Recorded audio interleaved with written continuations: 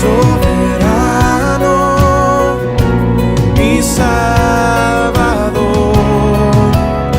Solo en Él yo confiaré, poderoso, mi Redentor. Toda mi vida entrego.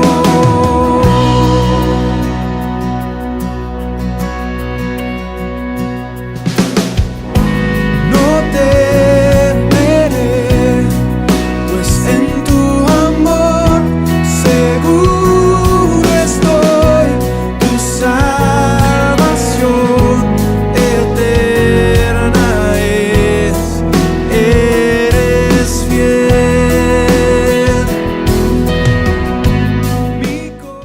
Hoy vamos a continuar con la palabra de Hechos, por eso quiero invitarlos a que podamos leer en este momento la palabra de Hechos capítulo 19.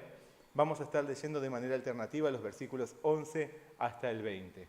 Bueno, vamos a comenzar entonces con este pasaje. Y hacía Dios milagros extraordinarios por mano de Pablo.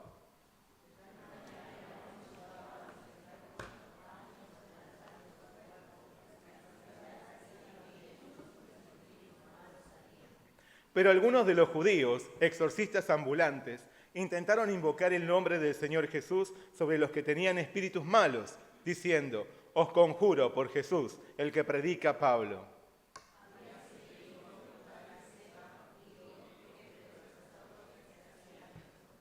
Pero respondiendo el espíritu malo dijo: a Jesús conozco y sé quién es Pablo, pero vosotros, ¿quiénes sois?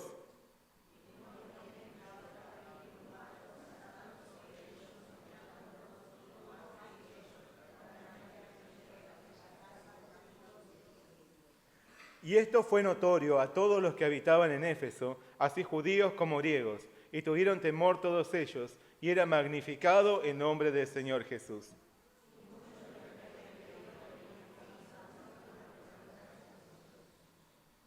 Asimismo, muchos de los que habían practicado la magia trajeron los libros y los quemaron delante de todos, y hecha la cuenta de su precio, hallaron que era 50.000 piezas de plata.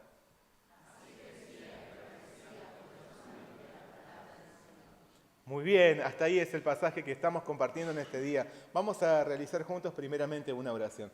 Oremos. Señor, te damos muchas gracias en esta mañana porque tú nos has reunido para bendecirnos con tu palabra. Ayúdanos a tener nuestro corazón abierto ante lo que tú quieres enseñarnos el día de hoy y a también tener la disposición de practicar lo que tú nos enseñas. Ayúdanos a poder ser nosotros también un canal de bendición, instrumentos de bendición. Guíanos en el poder de tu Espíritu Santo. Te lo pedimos en el nombre de nuestro Señor Jesucristo. Amén. Bueno, vamos a leer el versículo clave, que en el día de hoy es el versículo 17. Lo vamos a leer juntos y a una voz. Y esto fue notorio a todos los que habitaban en Éfeso, así judíos como griegos, y tuvieron temor todos ellos, y era magnificado el nombre del Señor Jesús. Jesús magnificado. La industria del entretenimiento es uno de los sectores económicos que más ha crecido a lo largo del tiempo. Esto es porque las personas necesitan relajarse y olvidarse, aunque sea por un momento, de sus obligaciones. La música, el cine, el deporte son algunos ejemplos de las vías de escape de la gente de hoy.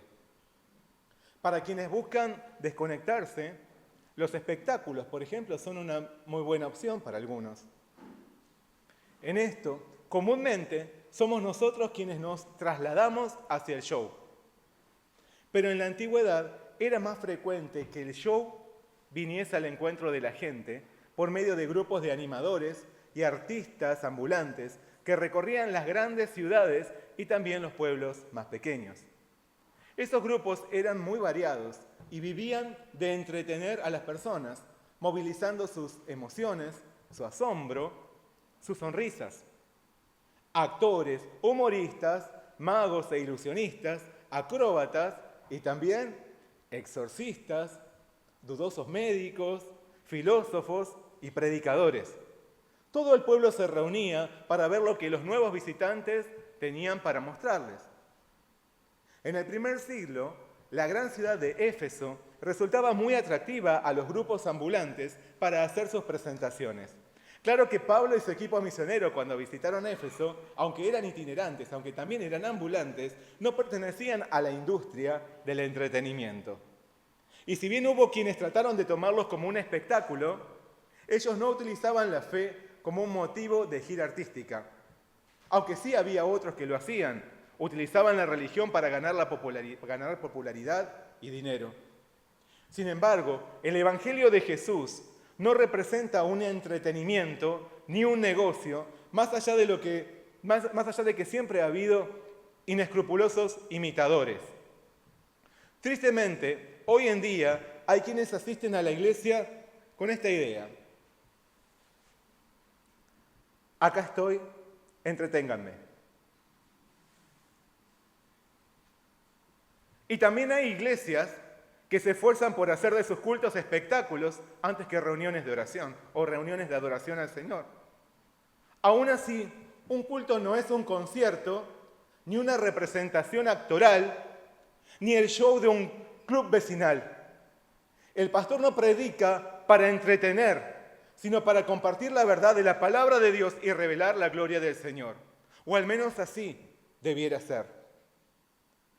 Hasta ahora, en su estadía en Éfeso, vimos a un Pablo influyente con sus enseñanzas, que llegó a dar cátedra en la escuela del reconocido rector Tirano. Pero hoy vemos a un Pablo poderoso en sanidades y milagros, motivo del asombro y de la envidia de los otros. Sin embargo, Pablo no pretendió dar un espectáculo. Y tampoco fue él quien obtuvo el reconocimiento y los aplausos, sino que la palabra nos dice muy claramente que el nombre del Señor Jesús fue magnificado.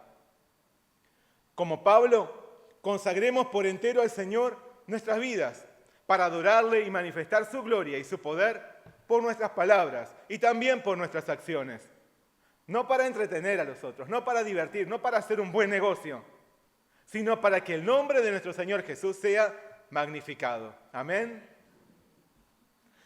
Además de dedicarse a formar discípulos, la palabra describe que hacía Dios milagros extraordinarios por mano de Pablo, de tal manera que aún se llevaban a los enfermos los paños o delantales de su cuerpo, y las enfermedades se iban de ellos, y los espíritus malos salían. Nunca habíamos visto a Pablo en este papel de hacedor de milagros, pero aquí vemos que es Dios quien lo lleva a efectuar sanidades y a expulsar demonios. Esto no tiene que ver con el deseo de Pablo, sino con la confrontación espiritual que el Señor quería llevar adelante en contra de los hábitos supersticiosos y satánicos de la sociedad efesia. Por eso se nos explica que por mano de Pablo era Dios quien hacía milagros extraordinarios. Y cuando se nos dice que los milagros eran extraordinarios, se nos está dando a entender que esos milagros eran no ordinarios, extraordinarios. Esos milagros eran fuera de lo común, excepcionales, no recurrentes. Porque Dios utilizó de manera excepcional, en este caso, las creencias supersticiosas de los efesios para manifestar quién era el verdadero origen del poder.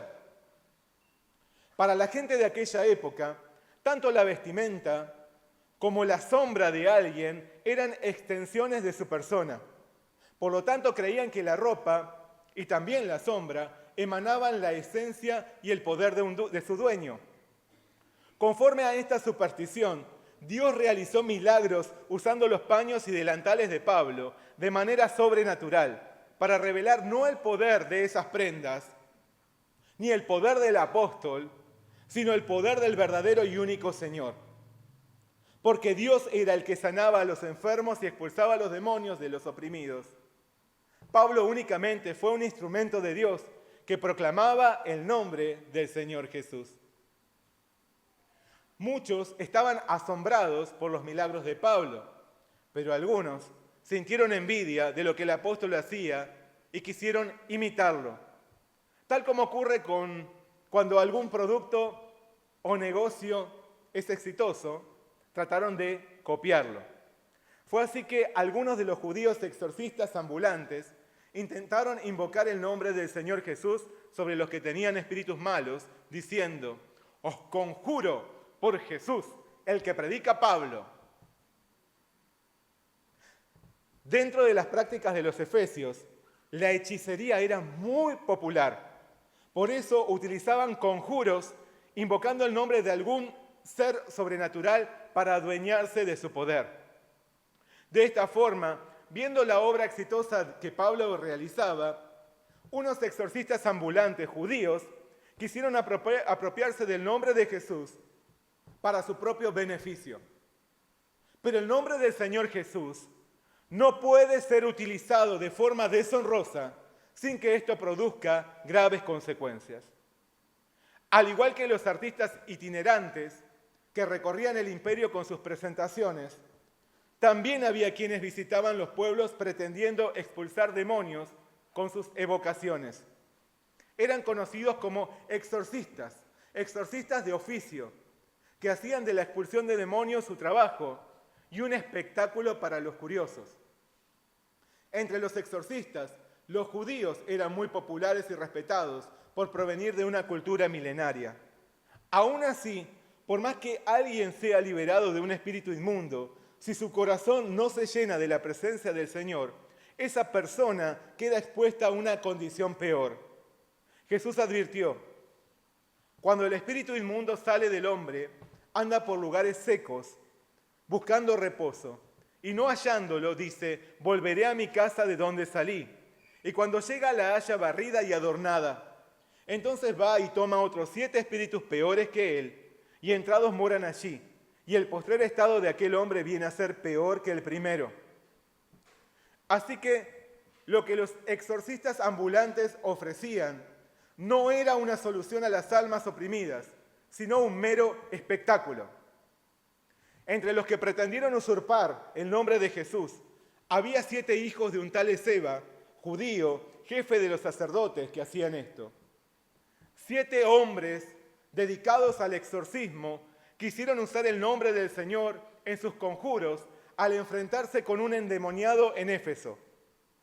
Sin embargo, esos exorcistas no conocían a Jesús, ni creían en Él. Solo quisieron usar su nombre. Solo quisieron utilizar su nombre como si fuese un amuleto novedoso. Pero las cosas no les salieron como esperaban, porque al estar frente a frente con el endemoniado, respondiendo el espíritu malo, dijo: a Jesús conozco y sé quién es Pablo, pero vosotros, ¿quiénes sois? Y el hombre en quien estaba el espíritu malo, saltando sobre ellos y dominándolos, pudo más que ellos, de tal manera que huyeron de aquella casa desnudos y heridos. Al librar a un hombre endemoniado, la idea era exponer públicamente la presencia de un espíritu inmundo oculto en la persona oprimida. Luego reprender al demonio con poder y después expulsarlo. Pero en la escena de los hijos de Esceva se ve todo a la inversa. Es el demonio quien desenmascara a los exorcistas mostrándolos como usurpadores. Es el demonio el que manifiesta su poder derrotando a sus siete oponentes. Y es el demonio el que los expulsa y los humilla al hacerlos huir desnudos. Aún así, por más que este hecho vergonzoso no produjera la liberación del endemoniado, quedó en evidencia que la autoridad espiritual no proviene de quienes pretenden apropiarse del nombre de Jesús, sino de Jesús mismo y de quienes se sujetan a Él, como Pablo. El demonio desconoció el poder de aquellos 7 hombres que quisieron enfrentarlo, pero reconoció quiénes eran a quienes temía. Así que un hecho con efectos negativos también dio gloria al Señor. Porque el patético acontecimiento de los hijos de Esceva se difundió por toda la ciudad. Y esto fue notorio a todos los que habitaban en Éfeso, así judíos como griegos, y tuvieron temor todos ellos, y era magnificado el nombre del Señor Jesús. En el fracaso de los hijos de Esceva podemos descubrir el límite de la religión y de quienes tratan de sacar provecho de ella. Porque hay muchos que hablan de Jesús, pero no lo conocen. Muchos hablan de Jesús sin conocerle. Como los hijos de Seba, hablan del Jesús en el que otros creyeron. Hablan del Jesús que otros predican. Hablan de un Jesús poderoso y milagroso. Pero nunca experimentaron su presencia. Nunca experimentaron la salvación del Señor. No conocen el poder del Espíritu Santo que obra en los redimidos por Jesús. Así que todo lo hacen por costumbre, lo hacen por superstición, lo hacen por imitación, repitiendo plegarias o dichos de otros como si fuesen conjuros que les permitirán alcanzar sus propios deseos. Pero Jesús no quiere que lo citemos o no quiere que lo invoquemos como si estuviésemos evocando algún ente espiritual. Jesús quiere que lo conozcamos, que lo recibamos en nuestro corazón por la fe para ser salvos, que vivamos en comunión con Él y que lo amemos, tanto como Él nos ama a nosotros. El nombre del Señor Jesús no es un recurso de libre disponibilidad para que cualquiera lo usurpe en beneficio propio, lo use y lo descarte. Cuando nosotros oramos en el nombre de Jesús, no lo hacemos como si estuviésemos recurriendo a algún conjuro o fórmula supersticiosa que nos garantizará obtener lo que pedimos. Cuando oramos en el nombre de Jesús, lo hacemos para someternos por completo a su voluntad y apelar a su infinita misericordia. Jesús les dijo a sus discípulos: de cierto les digo, el que cree en mí hará también las obras que yo hago, y aún mayores obras hará, porque yo voy al Padre. Y todo lo que pidan al Padre en mi nombre, lo haré, para que el Padre sea glorificado en el Hijo. Si algo piden en mi nombre, yo lo haré. El nombre de Jesús tiene poder. Tiene poder para quienes creen en Él y se entregan a Él.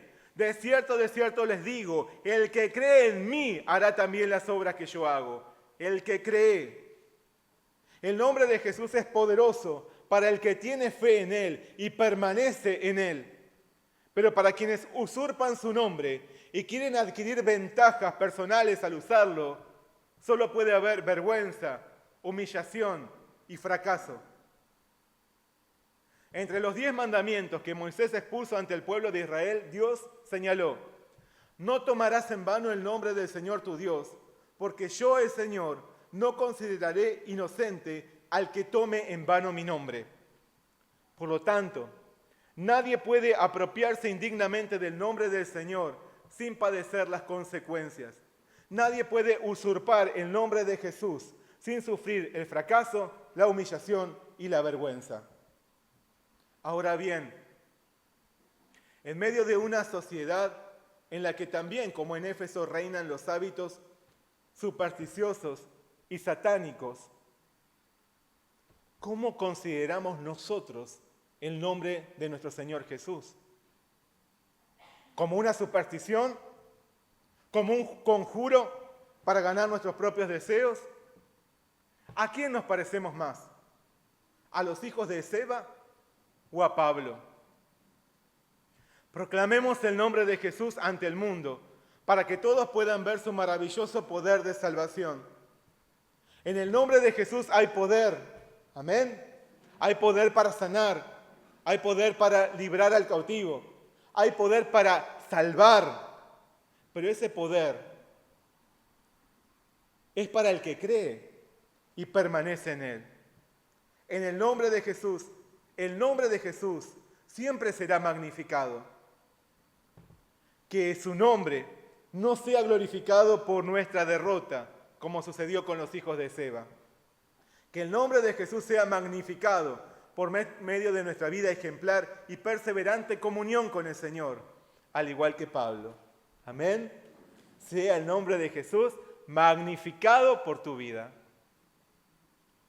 Dios usó las creencias de los efesios para desbaratar los engaños de los malos imitadores. De manera extraordinaria, trajo sanidad y liberación a las almas por medio de la ropa de Pablo en el nombre del Señor Jesús. Tanto por las sanidades como por el fracaso de los exorcistas que quisieron usurpar su poder, el nombre de Jesús fue magnificado en todo Éfeso. Pero además, hubo una transformación dentro de la comunidad de cristianos efesios. Jesús fue magnificado afuera, pero también en el interior de la iglesia. Fue magnificado por los incrédulos, pero también por los creyentes. Porque por más que los hermanos efesios habían creído en Jesús, aún no habían abandonado algunas prácticas de pecado en las que habían andado antes de conocer al Señor. Tal es así que muchos de los que habían creído venían confesando y dando cuenta de sus hechos. Los que habían creído en el pasado venían confesando y dando cuenta de sus hechos. La maravillosa obra de Dios por mano de Pablo y la impresionante derrota que sufrieron los hijos de Seba condujo a los hermanos a confesar su equivocada manera de vivir. De esta manera, su arrepentimiento sincero delante del Señor fue también un motivo para que el nombre de Jesús fuese magnificado. Porque ellos no solo confesaron con sus bocas su arrepentimiento, sino que lo evidenciaron con sus hechos exteriores. Es así que muchos de los que habían practicado la magia trajeron los libros y los quemaron delante de todos. Y hecha la cuenta de su precio, hallaron que era 50.000 piezas de plata. En una fogata pública, muchos arrojaron sus libros de magia renunciando a sus viejos hábitos. Éfeso era una ciudad muy famosa por sus escritos mágicos. Estos escritos no eran textos sobre trucos, ilusionismos o historias de magos como las de ficción, como las de Harry Potter.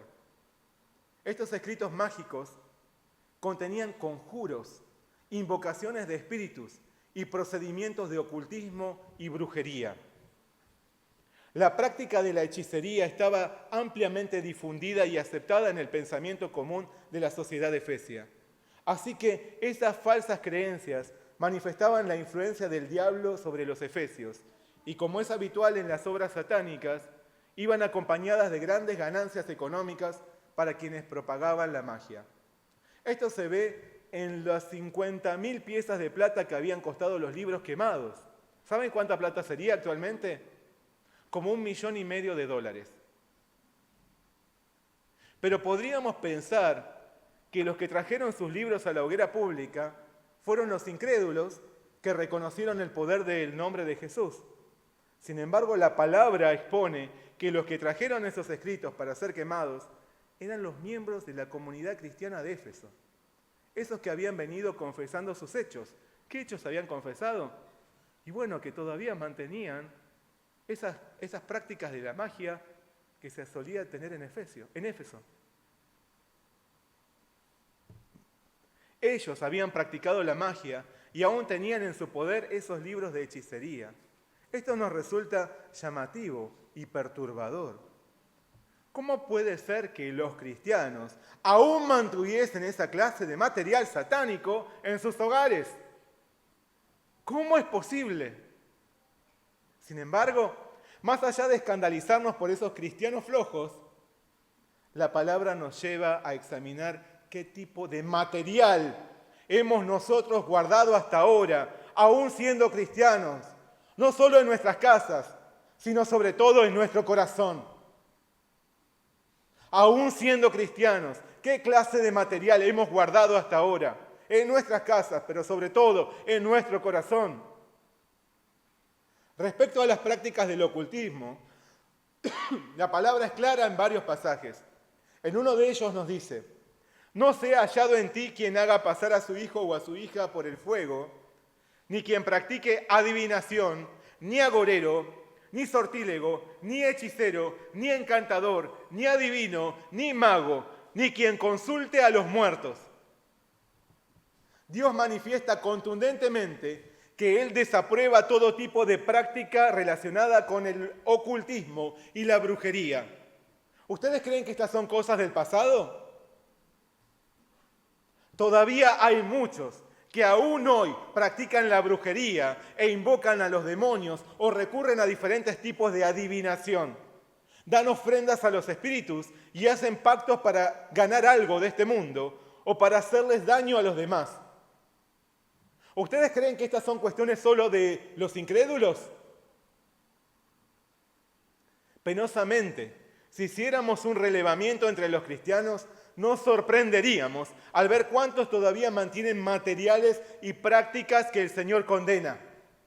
Por ejemplo, algunos sienten curiosidad por lo que dicen los horóscopos y creen en las características de la personalidad de la gente según los signos del zodíaco. Y son cristianos. Ah, vos sos de Aries, seguro que sos muy bueno, paciente, pacífico. Te voy a presentar una chica de Escorpio. Otros ven como normal que haya quienes consulten curanderos o vayan a la tarotista para que les tire las cartas. ¿Cuántos de acá fueron alguna vez a una tarotista? No levanten la mano por las dudas.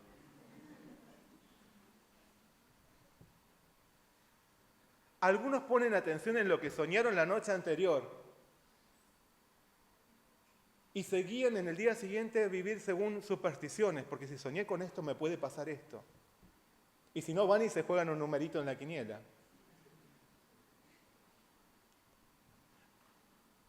Aún así, los que hacen esto están recurriendo a la adivinación e involucrándose en obras satánicas. Por más inocente o inofensivo que parezca su comportamiento, por más que lo tomen como un simple juego. Pero además, existen otras prácticas persistentes y difíciles de explicar entre ciertos cristianos. Hay quienes mantienen sus casas decoradas, todavía decoradas, cristianos que mantienen todavía sus casas decoradas con imágenes de santos, pirámides energéticas, amuletos como los cazadores de sueño, duendes, elefantes en los que les ponen en la trompita un billetito, gatitos de la prosperidad, etc. Hasta riestras de ajo ponen para ahuyentar a los vampiros. Y si no, tiran sal en las esquinas de su casa para espantar a los malos espíritus. O retiran sus espejos, porque dicen que los espejos absorben malas energías, y son cristianos. Perfuman sus hogares con inciensos, esos inciensos que también expulsan las malas ondas. O los inciensos que me van a traer alegría el día de hoy, o paz. Vean en 11 cuántas casas de incienso se multiplicaron en los últimos años. Tan arraigado está el ocultismo en el pensamiento de la gente, y particular y tristemente también entre los cristianos, algunos cristianos, que ya no ponen atención a la invasión satánica en su ambiente y en su propio hogar. Y si habláramos de libros, hay quienes llenan sus bibliotecas de textos de la nueva magia del siglo XXI. Libros de autoayuda, Reiki, filosofías orientales y revistas de chimentos, de obscenidades y pornografía. Si los cristianos de hoy hiciéramos una fogata común para quemar lo que sabemos que desagrada al Señor y todavía mantenemos en casa, no habría incinerador que diera abasto. ¿Cuántos libros, revistas y textos arrojaríamos allí?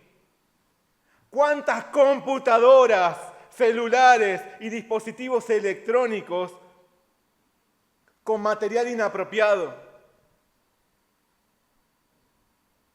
¿Cuánta vestimenta provocativa y poco decorosa tendríamos que arrojar en esa fogata?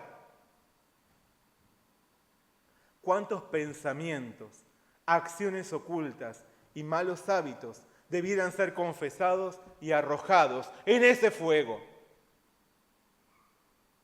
Los cristianos siempre anhelamos y oramos por un avivamiento espiritual en nuestra tierra.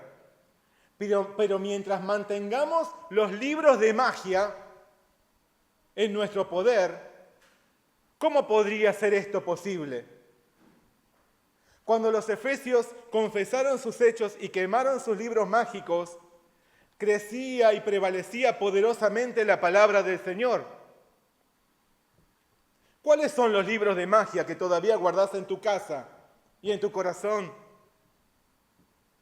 ¿Qué tenés aún en tu poder para confesar o quemar? ¿A qué tenés que renunciar sabiendo que eso no es agradable a tu Señor? ¿Cómo, de manera concreta, puede ser Jesús magnificado por tu vida? Al igual que le dijo a los efesios, Pablo también nos dice a nosotros, en cuanto a la pasada manera de vivir, despojaos del viejo hombre que está viciado conforme a los deseos engañosos y renovaos en el espíritu de vuestra mente y vestíos del nuevo hombre, creado según Dios en la justicia y santidad de la verdad. Nadie puede apropiarse del nombre del Señor Jesús para provecho propio sin que esto provoque consecuencias indeseadas. Los imitadores no tienen lugar dentro del reino de Dios. Para ellos solo hay fracaso, humillación y vergüenza.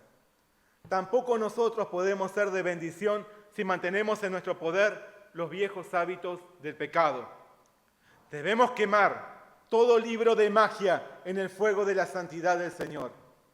Debemos despojarnos del viejo hombre y revestirnos de Cristo. Sea el nombre de nuestro Señor Jesús magnificado.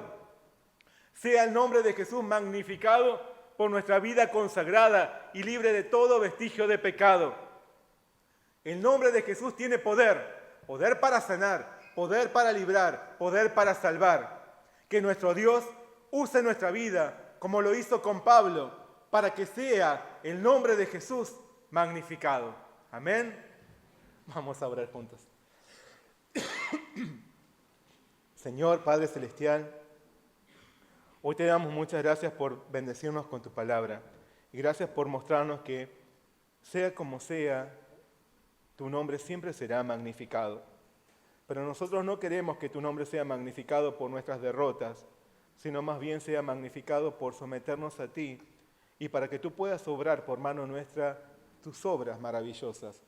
Tanto que pueda ser nuestra boca utilizada para proclamar tu verdad y tu salvación a las almas, como nuestras acciones también manifiesten que verdaderamente hemos creído en ti y que queremos llevar una vida santa tal como tú eres santo.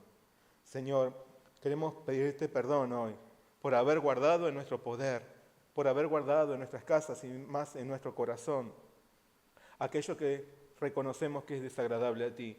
Y hoy queremos presentarlo para que esto sea quemado y sea completamente deshecho.